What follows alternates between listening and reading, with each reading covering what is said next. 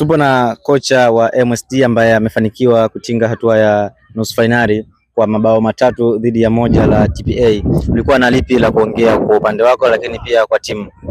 Mimi upande wangu kama kocha nimefurahi kwanza kufikia achievement hii, kwa sababu msimu uliopita tulishia tu robo finali, hatukuweza kusucceed kwenda nusu finali, lakini alhamdulillah msimu huu tumesucceed, tumetimiza malengo, tumeenda nusu finali. Hii mechi imeisha hapa, tunajiandaa na maandalizi ya mechi ijayo, nadhani tutacheza na TRA.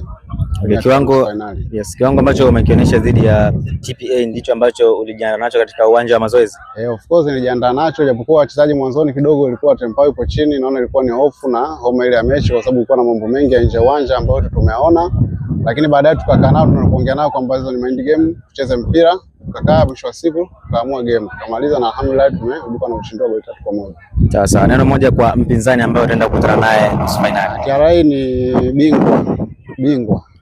Naposema bingwa namaanisha kwa sababu ni giant katika timu za taasisi, tunamheshimu. This time pia tulikutana naye kwenye DSL, tufunga bao 2-1. Tunakuja kupambana.